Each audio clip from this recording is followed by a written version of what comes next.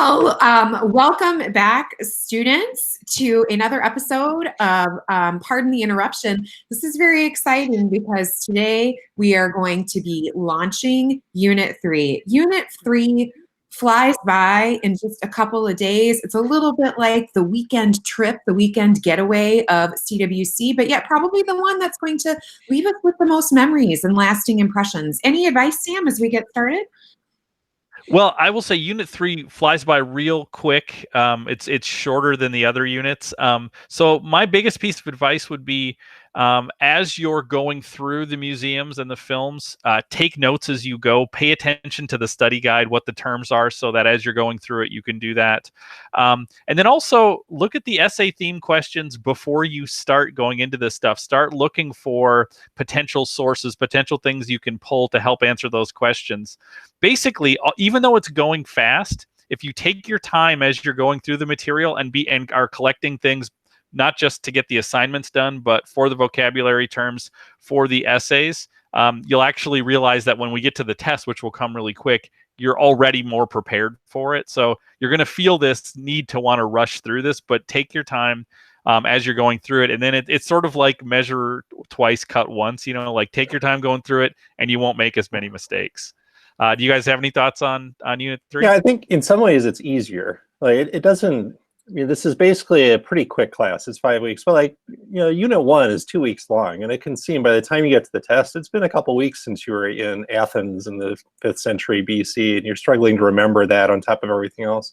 At least with this one, you're kind of deluged by everything, but it's only been a few days since you first studied the Scientific Revolution and the Enlightenment. So as long as you have a good way of organizing your notes and you're paying attention, I actually think it goes pretty well. The other thing is that this should be more familiar, right? We're getting closer to our time. We're doing more with American history.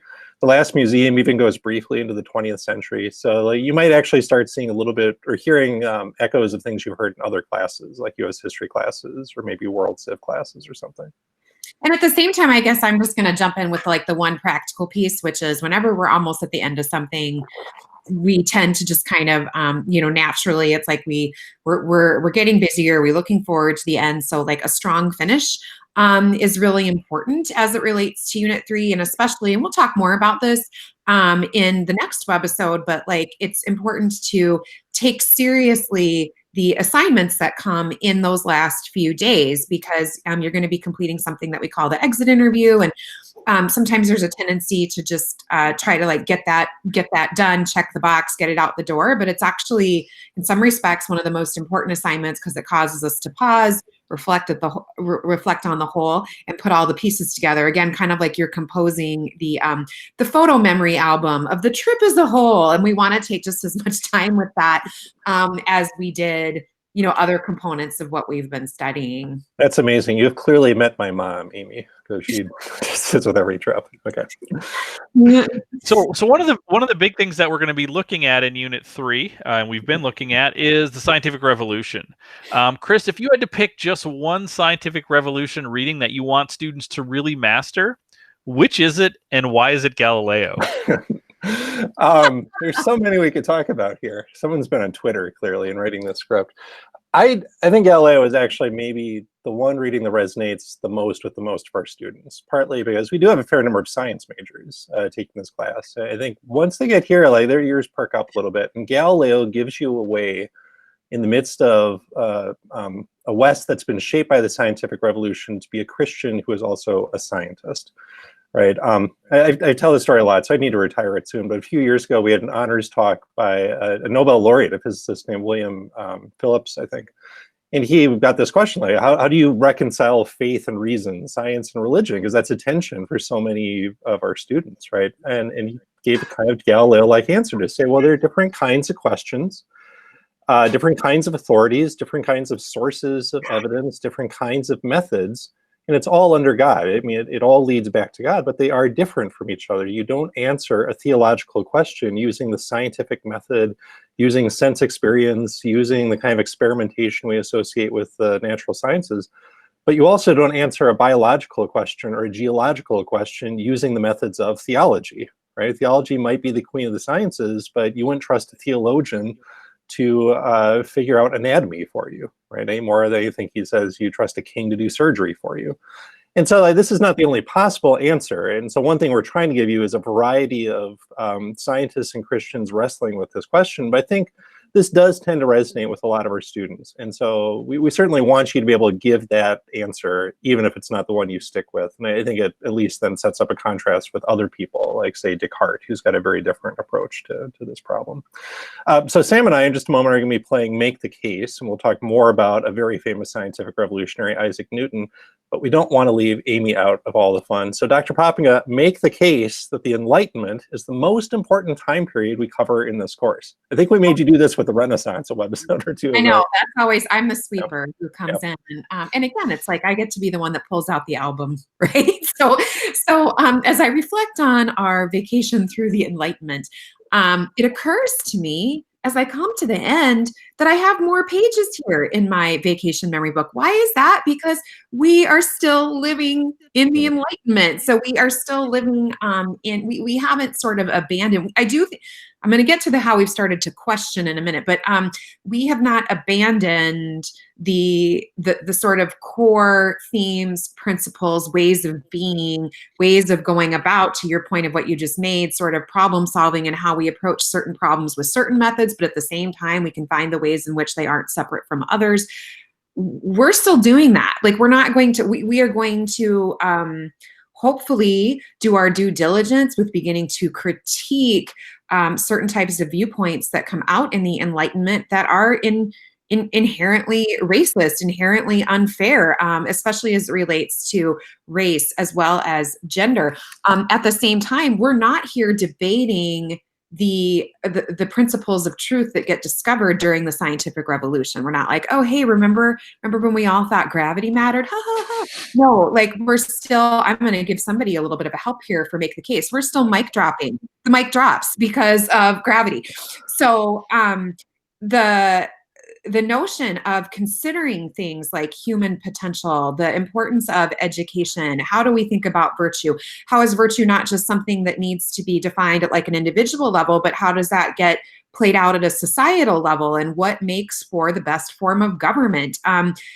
We're still asking these questions. And again, I always think, like, man, this is such an interesting time to actually be studying this unit, because again, we're, I think, wrestling anew with certain types of critiques. But even just the globalization that we begin to see occur in the Enlightenment, we still live in an ever increasingly globalized world where we're much more aware of what is happening in other places. And then that brings in critiques and challenges to our own sort of ways that we think are norms, when we recognize that there are other cultures, other groups that have different ideas and do things differently. We're not going to mention like China at all during this unit. And that's kind of fascinating when you consider, say, like the role of China globally today, and how much, we have to pay attention to what's happening in parts of the world that aren't going to come up. So I think that, again, like my main argument for why it matters is because, like, everything should make sense to you. You don't have to agree with it, but everything will make sense. Everything will be familiar because you are living as not just like a product of, you are still living in the Enlightened age. So I don't know. I mean, I feel like I depending upon who gets what, man, I just really helped you out there. But for your last Flipgrid video, we want you to reflect on your own experience with science classes. And this was, we often have a lot of students at Bethel who are science majors, but something that also makes our curriculum kind of unique is, like, we want you to take science at Bethel. And so embedded within our gen ed curriculum, like, you have to take a D course, a lab course.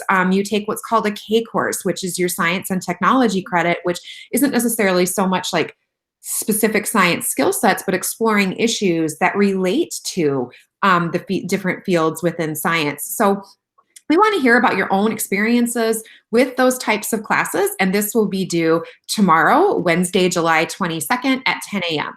So to get us started here, Sam, what was your experience with science in high school and college? I mean, like, did you wrestle with the relationship between science and your faith? It's really an interesting question to think about. As I've gotten older and kind of reflected back, especially on my time in high school, as I've talked about before, I grew up in the Catholic Church. I grew up going to Catholic schools my whole time. I realize how much my view of faith and reason is pretty Thomistic. It's pretty shaped by, it was at the time, my education was pretty shaped by Thomas Aquinas in that I never saw that as a particular tension. I mean, I saw science as this thing that was this powerful tool, and faith as this thing that was this tool. So when I took a course like CWC, I wasn't sort of big questions about how do Christians wrestle with science didn't at the time seem like a big thing that I was deeply concerned about. The Galileo reading seemed very natural to me.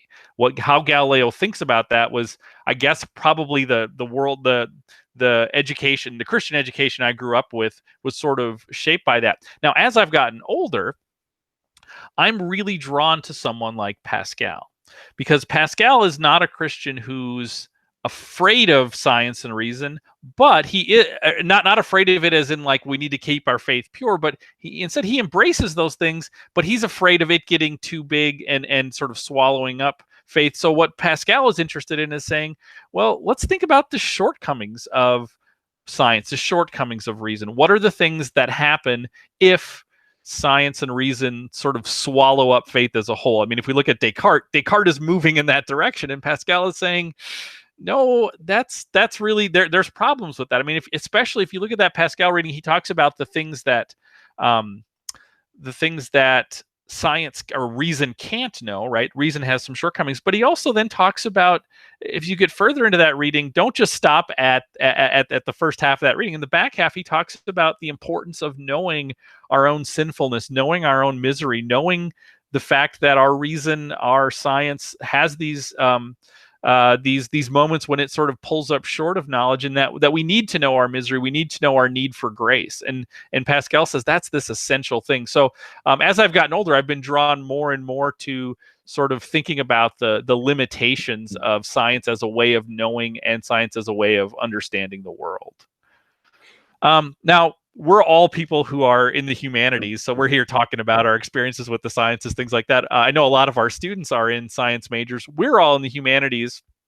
So Chris and Amy, we are often finding ourselves trying to convince science majors why they should study things like history and philosophy. We're used to making that argument. But what's the flip side argument to this? Why should non-science majors, like the students we have in a lot of our major courses, why should they be interested in fields like biology and physics?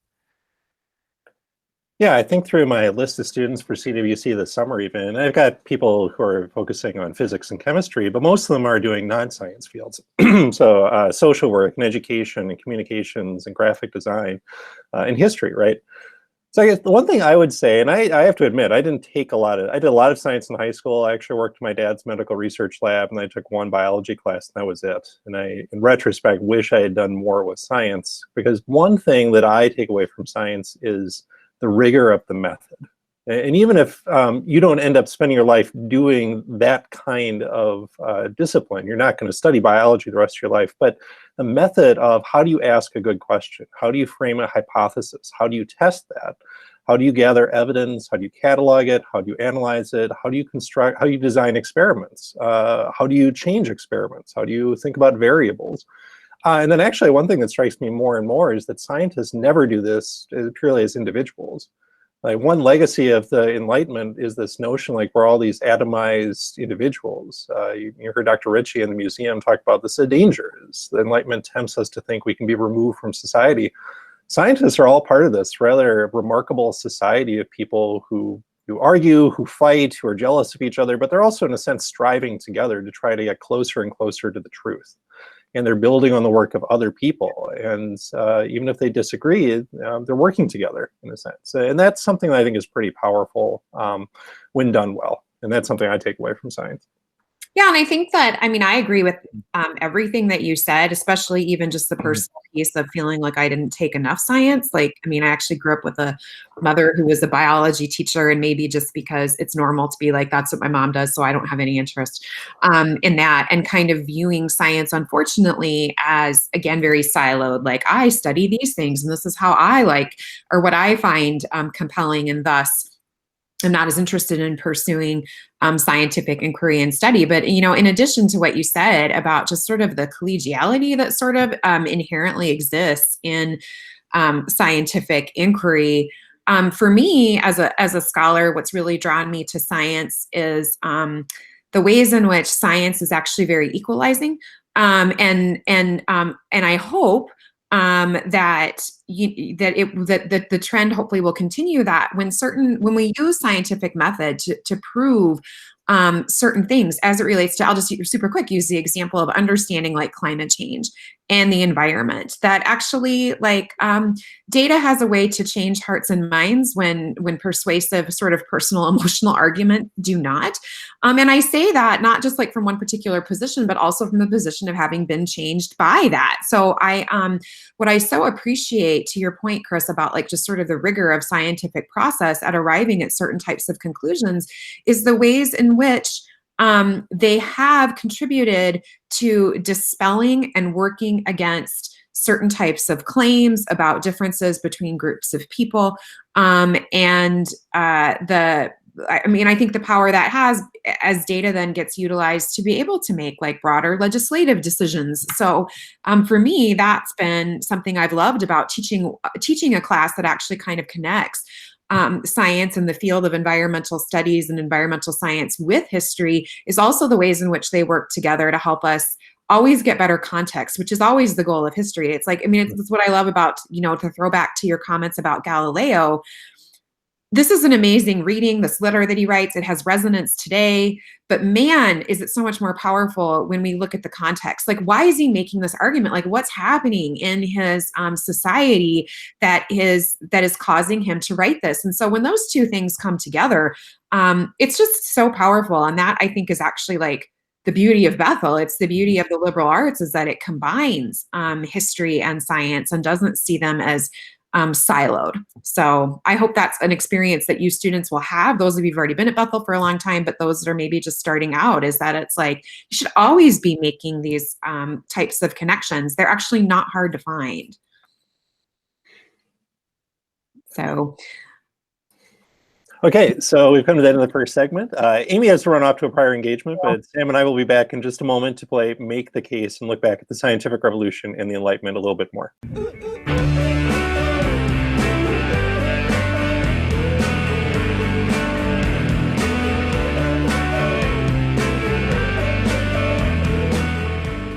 All right, students, welcome back to the second segment of our second to last webisode. Sam, we're almost at the end of this already. I know, it's crazy. So we're really, again, only halfway through the third unit, but we've started to be introduced to the Scientific Revolution, at least maybe to kind of half of what we'll say about the Enlightenment. So we thought we would pause, look back over some of the key figures, readings, and debates from the first half of Unit 3, using a game we like to call Make the Case. Now, it's been a little while since we played this. The idea is that we're going to ask 3 questions of each other, and we're going to force a response. So there will be 2 sides, however we do this, and we will randomly pick the side we defend. So what we say is not necessarily our personal opinion, but we do think it's a serious response that we want you to think about. So I've got envelopes that are hermetically sealed. They've been on Funkin' Wagnall's porch, the whole deal. Sam, I knew you would appreciate that. I wasn't sure Dr. Poppinga would catch that reference, but we'll do Karnak another time, possibly. So question number 1 is a true-false question, everyone's favorite kind of question. True-false, Isaac Newton is the single most important person we talk about in this course. Sam, do you want left hand or right hand? I'll let you go first. I'm going to go right hand. Okay. Made this a lot more easy on myself. All right. True, you are going to argue that Isaac Newton is most important. I think Amy handed you answers to this.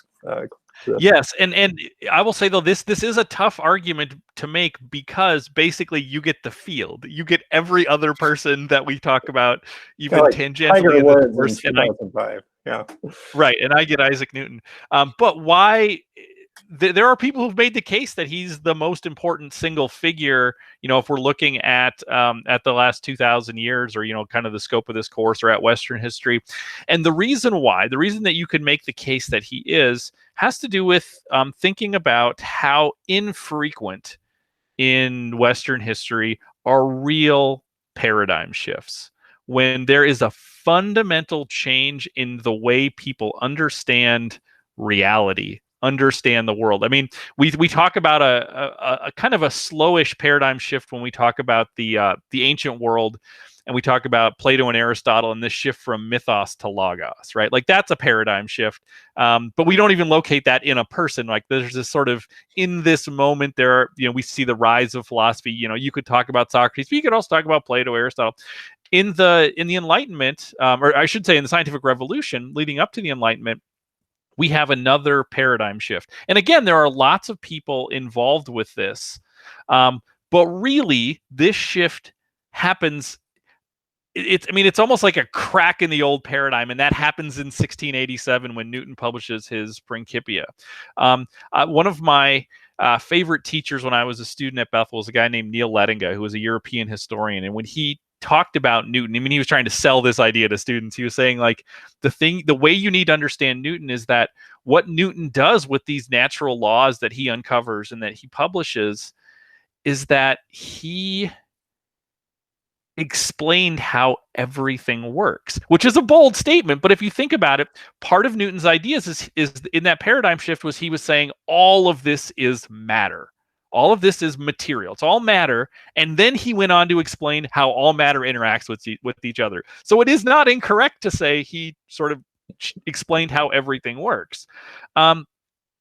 And what's interesting, as Amy points out, and here's where I'm going to lean on what she said a little bit, is that although his ideas have been expanded upon, you could talk about Einstein, you can talk about all kinds of 20th, 21st century scientists that I don't know about, but his ideas have been expanded upon, but we haven't really overturned Newton. Like Newton's laws still work in this sort of general sense. And we've started to point to the edges where those things start to break down, but there hasn't been an overturning. Nobody goes to a science class now and says, well, we're going to first start by studying Aristotle.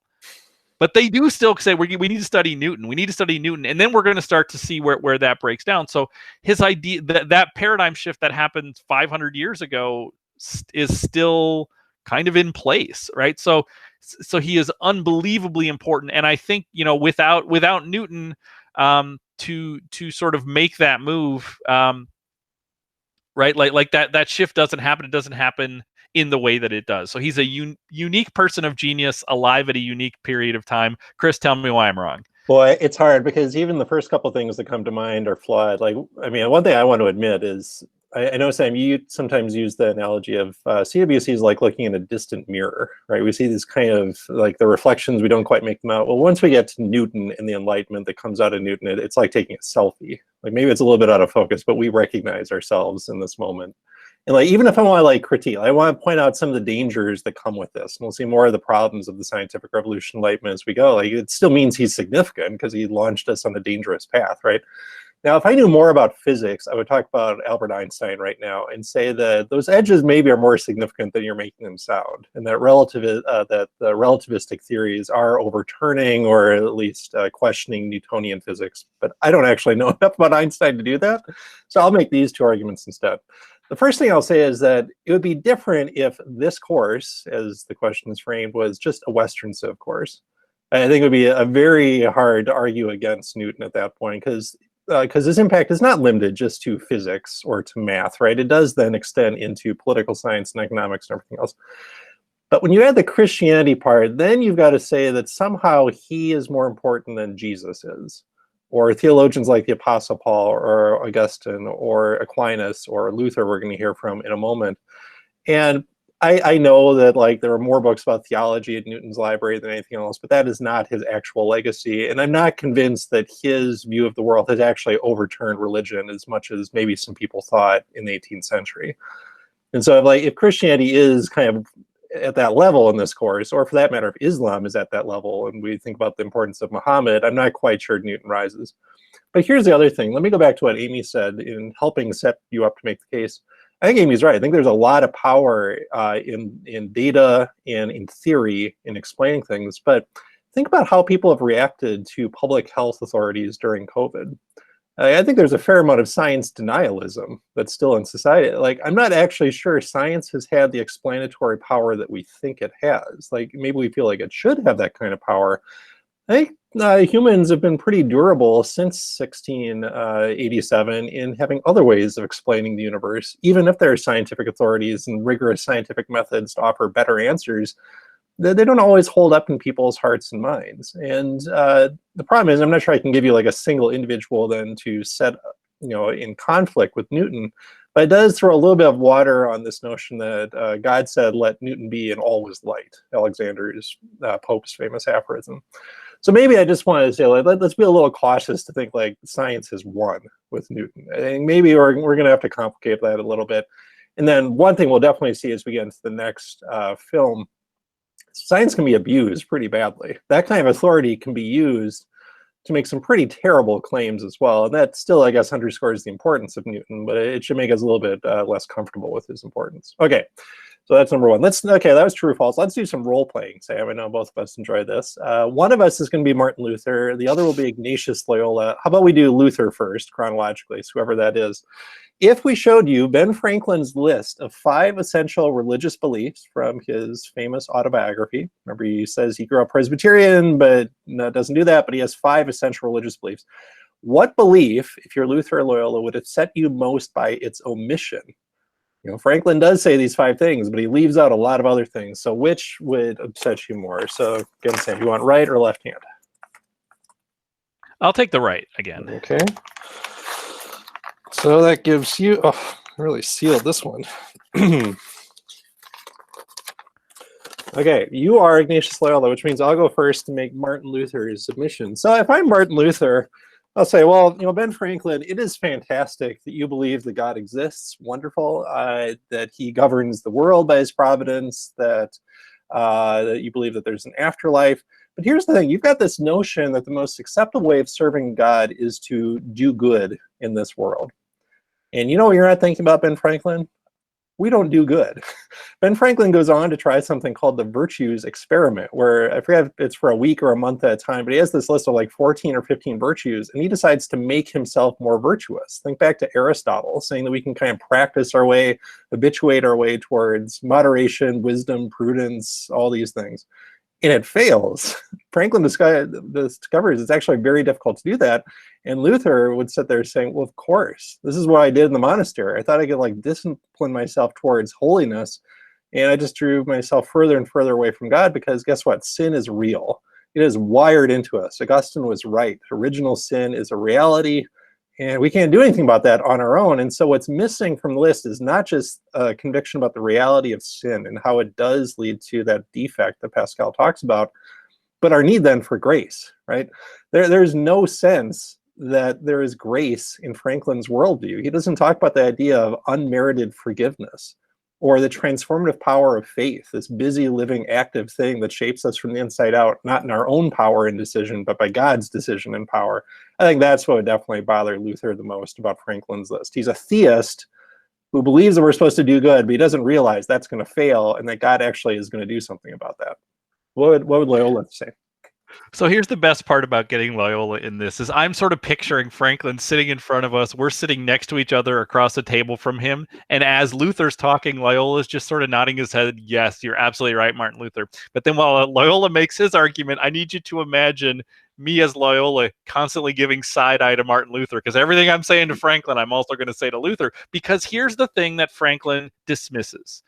He dismisses the need for the church. He and this, if there's 2 things that the church provides that are unbelievably important.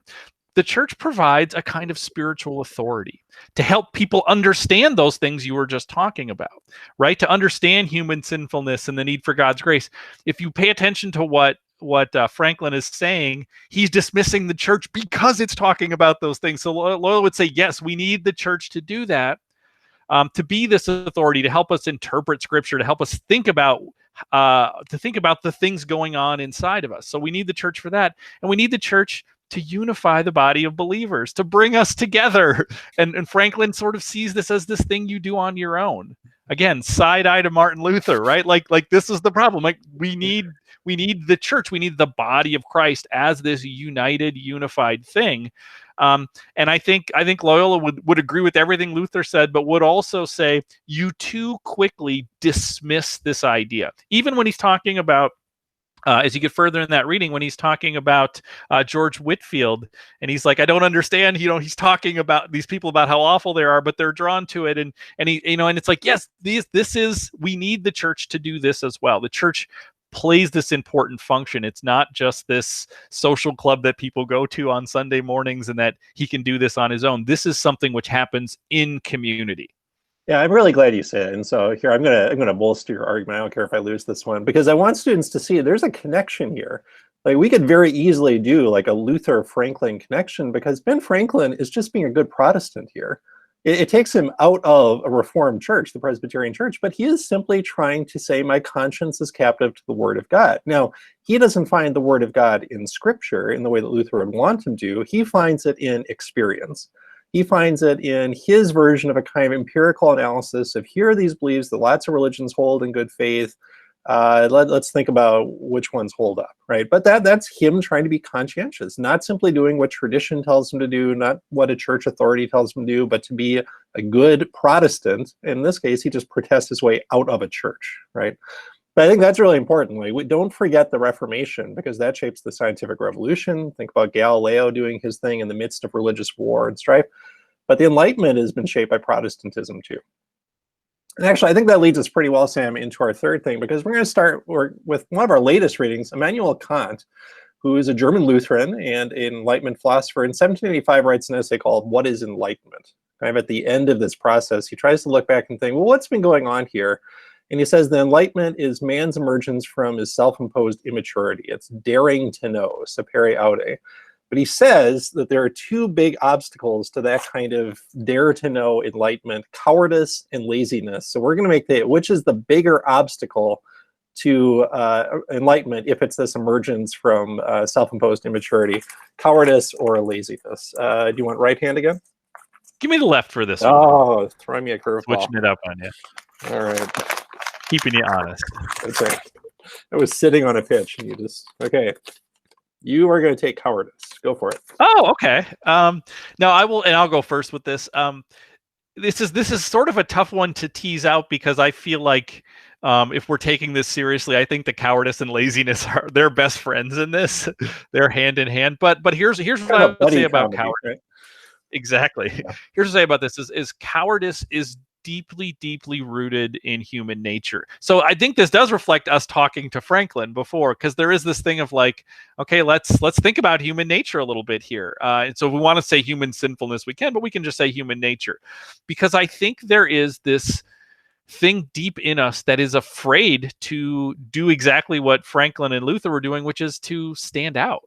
Right, to be different than people are. So I think cowardice has to do with this fear of standing out in a crowd, of being different. We elevate those people, but when it's your opportunity to do that, we tend to be really afraid. It's so much easier there's safety in numbers, right? And Kant is sort of making an argument saying, actually, what we need to do is not just join the numbers, but you need to do this. There's a fear of change, because if you're going to take seriously what Kant is talking about, you need to, at minimum, examine the beliefs you have and tear them apart. And maybe you would walk out of that with all the same views, but probably not, right? That you probably are going to look at the things that you had been handed and say, you know what, I actually don't agree with this.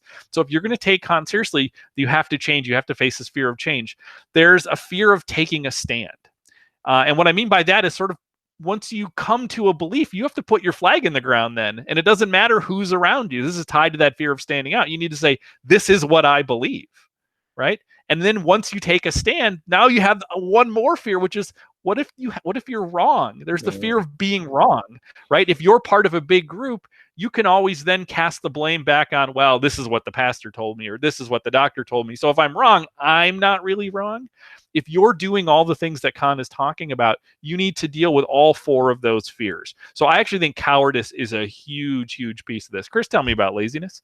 I'll go ahead and do it. Like, let's admit this is a walkover. You've won this round of make the case, but I'll play it like I've got a chance here. Man, I just feel overwhelmed. Like, I do feel kind of like, I think COVID is just kind of amplifying this, but I felt this a lot even before March, right? Like, I just have a lot to do. I have a lot on my plate. I have a lot of things taking up mental energy.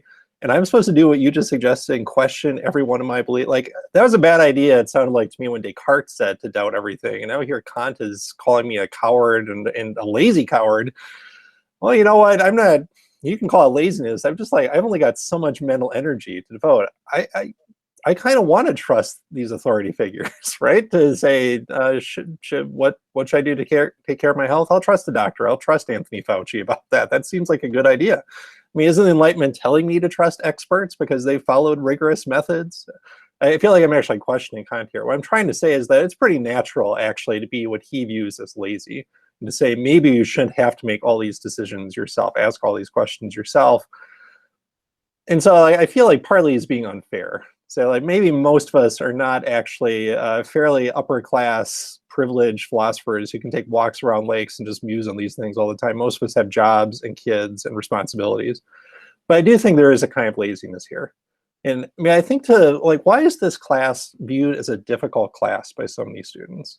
You know, I think part of it's just the sheer intellectual work of there's a lot of content to master, and you can't do that easily. You can try to find shortcuts to it, but they're probably not going to work, and you're really not going to get any genuine learning out of it. The real difficulty of the class, if you take it seriously, is it is confronting you with these big questions, right? And to some extent, actually, it can be a fearful experience. We make you write 250-word responses where you've got to share your opinion about something with an authority figure who might disagree with you. And so kudos to students for being brave enough to answer those. Like, all things being equal, though, admit to yourself you didn't want to ask those questions. You didn't want to have to think through those things and offer a response to it. Who am I and who should I be? You know, that seems like a very difficult and ponderable question. It's a lot easier and takes a lot less work just to accept that from your parents or from your church or from media, social media or otherwise, from the culture. What do I owe to other people? Do I want to actually have to wrestle with the question of whether loving my neighbor requires wearing a mask to preserve their health and how that counterbalances my own selfish interest? That's a lot of work to have to do. And let alone the question, like, how do I even answer these questions, which is this like meta level kind of thing they do in Community, right? Like, it's an incredible amount of work to have to do. And I think he perceives that, even as I think he's being a little bit unfair to people to call it laziness. Can I add one more? Please do. Since you added a little bit to mine. Yeah, sure. You got to remember, Kant is writing this in the 18th century, right? The end of the 18th century. He didn't realize how good TV was going to get like in the last 10 years. There's so much good stuff to watch on Netflix. Who wants to do these other things? True enough. I've been rewatching Star Trek The Next Generation, Sam. I don't know about you. What have you been rewatching these days? Oh, I always go back to The Office just over and over and over again. Yeah. Okay. Well, there's actually a podcast for that if you're really interested in our viewing habit, students. But we probably talked enough. We'll be back after a short break to wrap up this penultimate episode of CWC, the Webisode.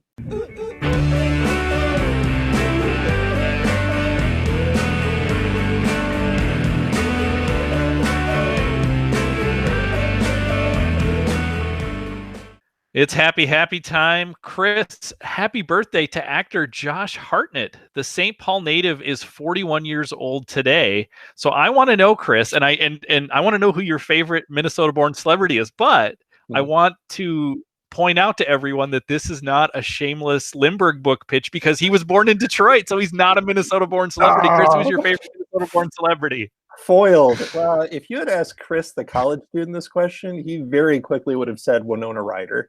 And by the way, I take it by this question, we're asking people maybe have not spent most of their lives in Minnesota, but like have at least some kind of obscure. So I would have said Winona Ryder if this was like 20 some years ago. If you had asked graduate student Chris this question, he would have said New York Times columnist Thomas Friedman, who went to St. Louis Park High School. I've since rethought some of that. And so, wait, what's the question? I'm sorry, I'm 45. My memory goes quickly. Favorite Minnesota celebrity? Well, that's obvious. The star of podcasts and webisodes alike, the pride of Rochester and Faribault, Minnesota, Sam Mulberry is my favorite Minnesota-born celebrity. Okay, happy anniversary to Katie Gehrz and me, celebrating our 14th wedding anniversary today. That's right. What am I doing recording a webisode? I should be out fetting my wife. Sam, not that I need any last-minute gift ideas, but what would your wife most like to receive if it were your 14th anniversary? Well, here's the thing, and I'm not going to say what my wife would want. I'm actually just going to change the question and give you a recommendation for something to do, because I know what you've done in the past. Like, you guys have gone to the Guthrie and done things like that. But with this sort of COVID-19 world, all of the things that I would naturally want to do, we can't do. You can't go to the movies. You can't go out to dinner. Not in ways you want to do that. So what I want to do, what I want to pitch to you, is something very 1980s sitcom-y. And I want your kids to help out with this, which is you're going to stay in the house, but you're going to create as if you went out to a nice dinner. Your kids will serve as like the waiter or waitress, right? They'll come bring out the food. They'll talk about the menu. Then you'll set up a room in your house where your TV is, and you'll watch a movie, but you'll act like it's a movie theater, right? You'll just play up a date night, but in the house. Wow. Would your kids be on board? They would totally, because we just got Disney Plus, and at my wife's recommendation, we started watching the original Parent Trap last night, where Haley Mills 1 and 2 go to Martinelli's and recreate the date for their parents to try to get them back together. So our kids will be primed for this, and I've got a week to put it together. All right, you're all right. Happy trails to the Space Shuttle program, which ended this day in 2011 when Atlantis landed for the last time. Chris, what do you think will be the most significant achievement in space exploration in your children's lifetime? So I'm borrowing my kids for this one as well, because this actually came up at supper or lunch the other day, because they're both, especially Isaiah, is really into the space race. And I asked them, like, do you think there'll be a Mars colony in your lifetime? They said no way. So I'll rule that out. That sounds great. They don't think it's going to happen. Can I point something out while you go there? If you had asked us in our childhood, we would have said absolutely. Oh yeah, I think it was like 11th grade high school debate. The like national debate issue was space exploration, and the most popular by far position was Mars colony. Now, actually, I played like spoiler, and I did unstaffed exploration, like satellites going up. But yeah, Mars colony, we assumed, I know. So then I asked lunar colony. I thought they would be all on board in that, and they're kind of a split decision. So I'll go with Isaiah's answer. He thinks the best we'll do is he called it a space elevator. And he seemed a little sketchy on the details of this, but I know I've heard this concept before, and I think it's just an easier way to get into orbit than whatever Elon Musk is trying to do. Is that right? I'm not up on all my, So I'll go with space elevator, which is I feel a little disappointed that that's as far as their dreams reach. Although I feel like it gets more of us into space. Possibly, yeah. It becomes a little bit more mainstream. All right, well, students, remember, you do have one thing to do here. You've got your last Flipgrid video to record, so spend 5 minutes or so recording your reflections on science classes, high school, college, whatever, and maybe especially be thinking about some of these issues, these tensions we've talked about, faith and reason, science and religion. You might want to make a connection here. Does Galileo or Pascal or someone else give you the best answer to how to do this? But we do want a little bit of autobiographical reflection here in your experience of science. Whether you're a science major or not, you've probably done some study of science before. Now, believe it or not, we will be back on Friday. You get a double episode this week as our final unit is compressed. We will do one more webisode, wrap up the Enlightenment, look ahead to the 19th and 20th centuries a little bit, maybe give you some final advice for your third and last exam and for that final exit interview that Amy mentioned in segment 1. Sam, any last words? No. Sorry, you were primed for that. I will end the show as we always do by saying, say goodnight, Stacy.